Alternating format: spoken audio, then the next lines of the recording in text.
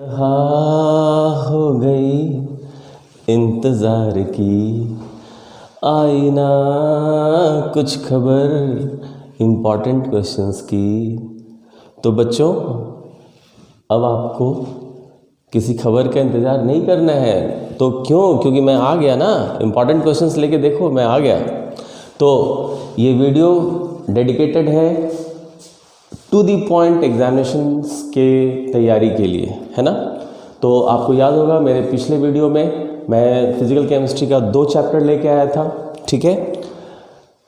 और आज मैं फिजिकल केमिस्ट्री का उसके बाद का 3 चैप्टर इलेक्ट्रोकेमिस्ट्री, केमिकल काइनेटिक्स और सरफेस केमिस्ट्री, ये 3 चैप्टर्स का इम्पॉर्टेंट टॉपिक्स जो इस एग्जामिनेशन के लिए 2023 एग्जामिनेशंस के लिए जो इम्पॉर्टेंट टॉपिक है, आपको उसमें क्या पढ़ना है, क्या छोड़ना है, वो सारी बात मैं यहाँ पे डिस्कस करने वाला हूँ, ठीक है।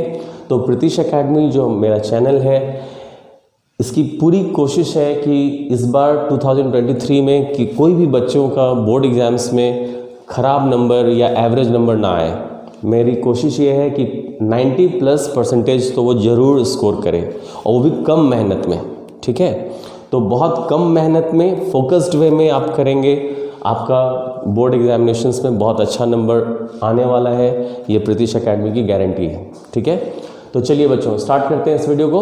तो हमारा फिजिकल केमिस्ट्री का जो 3rd चैप्टर है, दैट इज़ इलेक्ट्रोकेमिस्ट्री। आप जानते हैं क्या इंपॉर्टेंट चीज़ आपको ध्यान में रखना है इसमें। देखिए, पहला जो टॉपिक में होगा वहाँ पे बुक में क्वांटिटेटिव एस्पेक्ट्स, ठीक है, ऑफ इलेक्ट्रोलाइसिस। तो उसी टॉपिक की बात हो रही है यहाँ पे, इलेक्ट्रोलाइसिस, जिसमें आपको क्या देखना है, फैराडेज लॉ।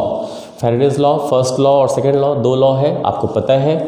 तो 2 लॉ वो देखना है, उसमें फैराडेज लॉ फर्स्ट और सेकेंड लॉ का डेफिनेशन और प्लस उससे रिलेटेड सिंपल न्यूमेरिकल जो इक्वेशन बेस्ड होते हैं, वो न्यूमेरिकल्स आपको देखने हैं, ठीक है। कितना अमाउंट प्रोड्यूस होगा, कितना अमाउंट डिपॉजिट होगा कैथोड पे, या फिर कभी रहता है अमाउंट ऑफ मेटल दिया रहेगा और रहेगा कि कितना करंट चाहिए। इस तरह से जो क्वेश्चंस है सिंपल वे में एनसीईआरटी बेस्ड, आपको वो सिर्फ देखना है यहाँ पे, ठीक है। देन आफ्टर एक टॉपिक है प्रोडक्ट ऑफ इलेक्ट्रोलाइसिस। इसमें आपको बहुत सिंपल वे में देख लेना है। इसमें क्या था कि जैसे कोई पर्टिकुलर सॉल्ट आपने लिया, उसका इलेक्ट्रोलाइसिस करवाया, ठीक है, इनर्ट इलेक्ट्रोड के प्रेजेंस में या एक्टिव इलेक्ट्रोड है, तो कैथोड पे क्या बनेगा, एनोड पे क्या बनेगा, उस टॉपिक में आप जो एनसीईआरटी में बस उतना आप देख लेंगे, काफ़ी है। उसके बाद वो जो एक सिंपल सा बेसिक्स है, वहाँ पे रेजिस्टेंस क्या होता है, कप्पा क्या है, सेल कांस्टेंट क्या है, वो सब थोड़ा सा एक बेसिक्स तो आपको आइडिया रहना ही चाहिए, तो वो आप देख लेंगे। उसके बाद आपको क्या करना है, मोलार कंडक्टिविटी का डेफिनेशन देख लेना है, प्लस किन फैक्टर्स पे मोलार कंडक्टिविटी डिपेंड करता है वो भी आपको देखना है, और सेल कांस्टेंट और मोलार ये जो कंडक्टिविटी है उससे रिलेटेड जो न्यूमेरिकल्स रहता है वो भी आप देख लेंगे। कोलरॉस लॉ बहुत इंपॉर्टेंट होता है, इसका डेफिनेशन भी इंपॉर्टेंट है, प्लस उससे रिलेटेड 2-3 एप्लीकेशंस जो हैं, तो 2 एप्लीकेशन कम से कम देख लीजिएगा कि कैसे हम लोग वीक इलेक्ट्रोलाइट्स का मोलार कंडक्टिविटी निकाल पाते हैं कोलरॉस लॉ यूज़ करके, प्लस उससे रिलेटेड जो छोटा न्यूमेरिकल्स होता है 1-2, वो आपको देख लेना है, ठीक है। चलिए, देन आफ्टर आपको क्या करना है कि इलेक्ट्रोकेमिकल सेल में सॉल्ट ब्रिज का क्या फंक्शन है, तो ये वो सॉल्ट ब्रिज की बात हो रही है, और उसका क्या फंक्शन है वो आपको देखना है, ये भी इंपॉर्टेंट है, ठीक है। फिर इलेक्ट्रोकेमिकल सीरीज़ क्या होता है, छोटा सा डेफिनेशन वो आप देख लीजिएगा। नर्स्ट इक्वेशन बहुत ही इंपॉर्टेंट है। नर्स्ट इक्वेशन तो हर एग्जाम के लिए इंपॉर्टेंट होता है, इलेक्ट्रोकेमिस्ट्री का बहुत इंपॉर्टेंट टॉपिक है ये, आपको पता होगा। नर्स्ट इक्वेशन 2 चीज़ों के लिए यूज़ होता है, एक इलेक्ट्रोड पोटेंशियल और एक सेल पोटेंशियल, ये दोनों निकालने के लिए, है ना। तो दोनों का आप बहुत सिंपल वे में कैसे लिखते हैं उसका एक्सप्रेशन, और प्लस कैसे निकालते हैं वैल्यू, वो भी आपको ज़रूर से कर लेना है नर्स्ट इक्वेशन। फिर प्राइमरी सेल, सेकेंडरी सेल और फ्यूल सेल, इस तीनों सेल्स के बारे में बहुत बेसिक आइडिया, खास करके फ्यूल सेल का ध्यान रखेंगे, और इन दोनों में क्या करना है कि कैथोड कौन है, एनोड कौन है, और इलेक्ट्रोलाइट क्या यूज़ होता है वो। तो ये सब चीज़ आपको इस टॉपिक में ज़रूर से देख लेना है इलेक्ट्रोकेमिकल ये में इलेक्ट्रोकेमिस्ट्री में, ठीक है। इस चैप्टर के अंदर ये कुछ इंपॉर्टेंट टॉपिक्स हैं जो मैं आपको बता रहा हूँ यहाँ पे, ठीक है। चलिए, तो उसके बाद हम लोग एक और इम्पॉर्टेंट चीज़ यहाँ पे डिस्कस कर लेंगे। एक और चीज़ आपको समझ में रखना है इलेक्ट्रोकेमिकल सेल में कि सेल रिप्रेजेंटेशन एक वो भी टॉपिक है, तो सेल रिप्रेजेंटेशन, कैसे सेल को रिप्रेजेंट करते हैं उसको भी देख लीजिएगा, क्योंकि बच्चे लोग उसमें क्या करते हैं, स्टोइकोमेट्रिक कोएफिशिएंट छोड़ देते हैं। तो सेल रिप्रेजेंटेशन कैसे होता है शॉर्ट में, वो चीज़ आपको देख लेना है, ठीक है। तो इलेक्ट्रोकेमिस्ट्री में ये सारा इंपॉर्टेंट टॉपिक है।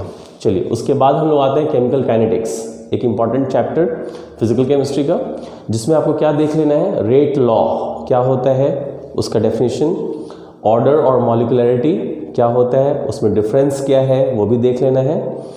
First order, second order, third order, इन सब ऑर्डर्स के लिए, और जीरो ऑर्डर।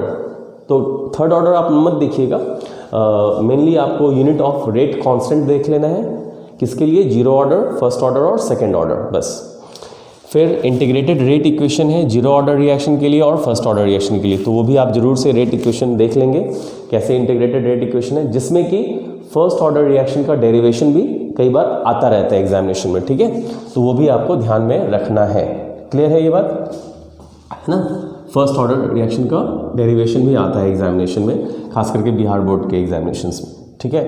देन आफ्टर आप न्यूमेरिकल्स, फर्स्ट ऑर्डर रिएक्शन का, ये तो बहुत ही इंपॉर्टेंट है हमेशा, इवन कॉम्पिटिटिव एग्जाम्स के लिए भी इंपॉर्टेंट है, बट हम लोग अभी बात कर रहे हैं बोर्ड एग्जामिनेशंस के लिए। तो बोर्ड एग्जामिनेशंस के लिए फर्स्ट ऑर्डर रिएक्शन का न्यूमेरिकल बहुत बहुत इंपॉर्टेंट है, बट बहुत डेप्थ वाला, बहुत लंबा न्यूमेरिकल नहीं आता है, सिंपल सा न्यूमेरिकल आता है। उसमें आपको कभी टाइम निकालने के लिए आएगा, कभी रेट कांस्टेंट निकालने के लिए आएगा, ठीक है। तो वो चीज़ आप ध्यान में रखेंगे, इसके लैंग्वेज में आप फंसेंगे नहीं, इसलिए मेरा आपसे कहना होगा कि फर्स्ट ऑर्डर रिएक्शन का जो भी एग्जाम, ये आपके एनसीईआरटी बुक में जो न्यूमेरिकल्स है उतना आप प्रैक्टिस कर लेंगे फर्स्ट ऑर्डर का, वो काफ़ी है।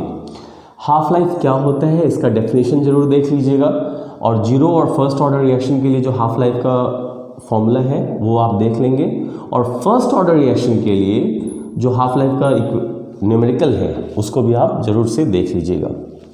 स्यूडो फर्स्ट ऑर्डर रिएक्शन क्या होता है, बस उसका डेफिनेशन देखना है और उसका एग्जाम्पल, इसके अलावा कुछ नहीं देखना है। उसके बाद हम लोग आते हैं इस पर, ये इंपॉर्टेंट टॉपिक है, एक्टिवेशन एनर्जी और थ्रेशोल्ड एनर्जी। तो क्या होता है एक्टिवेशन एनर्जी, वो आपको ध्यान में रखना है, ठीक है। और एक्टिवेशन एनर्जी लो होगा तो क्या फ़र्क पड़ेगा रेट ऑफ रिएक्शन पे, हाई होगा तो क्या फ़र्क पड़ेगा, वो आपको ध्यान में रख लेना है। Plus effect of temperature, effect of temperature on rate of reaction, जो मैंने यहाँ पे लिखा भी है उसको भी आप ज़रूर से देख लीजिएगा। एरहेनियस इक्वेशन कैसे लिखते हैं वो देख लीजिएगा, और एरहेनियस इक्वेशन से टेम्परेचर का क्या असर पड़ता है रेट ऑफ रिएक्शन पे, वो आप उसका एक दो न्यूमेरिकल होगा, बहुत डिटेल वाला न्यूमेरिकल नहीं, सिंपल सा न्यूमेरिकल, हालांकि न्यूमेरिकल आने का चांसेस बहुत कम है, बट फिर भी एरहेनियस इक्वेशन देख लेना चाहिए। तो ये आपको केमिकल काइनेटिक्स में जो कुछ इंपॉर्टेंट टॉपिक्स आपको देख के जाना है वो आप ज़रूर से देख लेंगे। इसके अलावा एक और चीज़ आप समझ सकते हैं यहाँ पे, इफेक्टिव कॉलिजन क्या होता है वो भी थोड़ा सा देख लीजिएगा, ठीक है। इफेक्टिव कॉलिजन क्या होते हैं वो भी आपको देख लेना चाहिए। क्लियर, और किन दो चीज़ों पे डिपेंड करता है कब हम बोलेंगे कि इफेक्टिव कॉलिजन है, वो भी आपको ज़रूर से देख लेना चाहिए। तो केमिकल काइनेटिक्स में इतना आप पोर्शन देख लीजिए, आपका जो भी क्वेश्चन आएगा वो लगभग इसी टॉपिक से आएगा, ठीक है। चलिए फिर हम लोग क्लास 12th के फिजिकल केमिस्ट्री में जो लास्ट चैप्टर है वो है सरफेस केमिस्ट्री। एक इम्पॉर्टेंट चैप्टर है ये, और एग्जामिनेशन पॉइंट ऑफ व्यू से भी इम्पॉर्टेंट है। इसमें आपको क्या क्या देखना है ज़रा ध्यान दीजिएगा। Mechanism of adsorption, obviously basics तो आपको पता होना चाहिए कि एड्जॉर्प्शन क्या होता है, एब्जॉर्प्शन क्या होता है, ये सब, लेकिन इंपॉर्टेंट हम लोग बात कर रहे हैं एग्जामिनेशन पॉइंट ऑफ व्यू से। तो मैकेनिज्म ऑफ एड्जॉर्प्शन में क्या देख लेना है, जैसे कि एड्जॉर्प्शन जो होता है तो उसका डेल्टा जी नेगेटिव होता है, डेल्टा एच नेगेटिव होता है ना, डेल्टा एस नेगेटिव होता है, तो ये तीनों चीज़ नेगेटिव होता है, वो चीज़ आप समझ लेंगे। प्लस डिसऑर्प्शन क्या होता है, इसका डेफिनेशन याद रखना है। एड्जॉर्प्शन का दो टाइप होता है, फिजिकल एड्जॉर्प्शन और केमिकल एड्जॉर्प्शन, जिसको फिजिजॉर्प्शन या केमिजॉर्प्शन कहते हैं। तो उसका डिफरेंस तो आपको देखना ही देखना है, बहुत इंपॉर्टेंट है।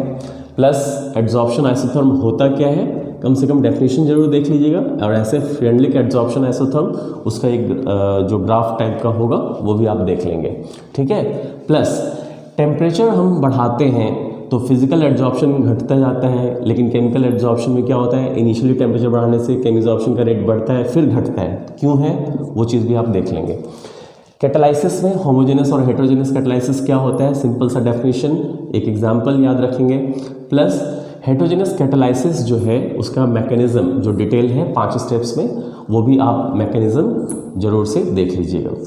जियोलाइट्स या सेफ सेलेक्टिव कैटालाइसिस क्या होता है, डेफिनेशन कई बार आता रहता है, वो आप ज़रूर से इसको देख लीजिएगा, ठीक है।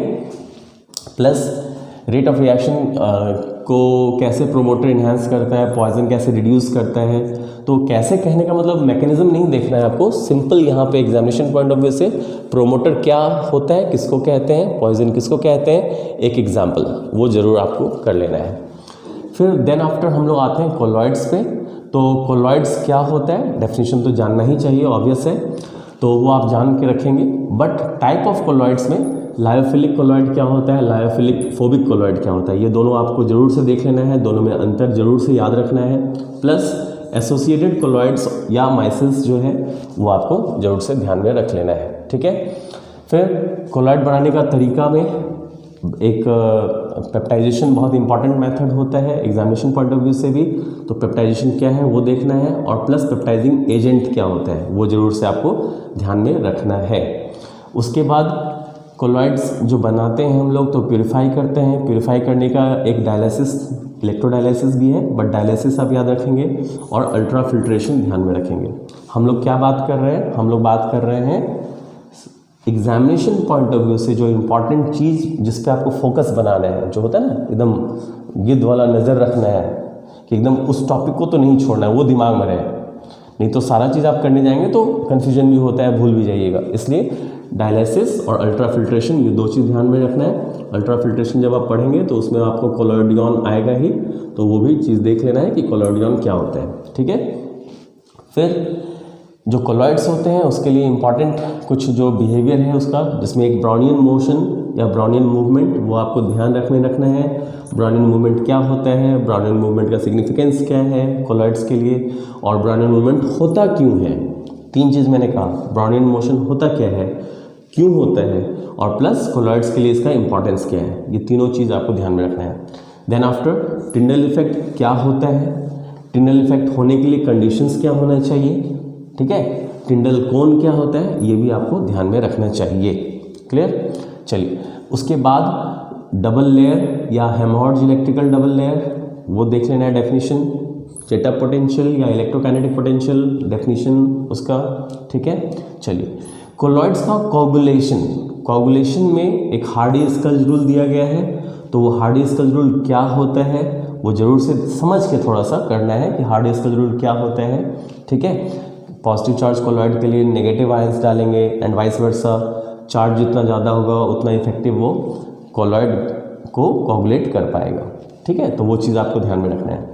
फिर प्रोटेक्टिव कोलॉइड्स क्या होते हैं, और लायोफिलिक कोलॉइड्स को हम लोग प्रोटेक्टिव कोलॉइड की तरह यूज़ करते हैं, तो क्यों यूज़ करते हैं वो आपको ध्यान में रखना है।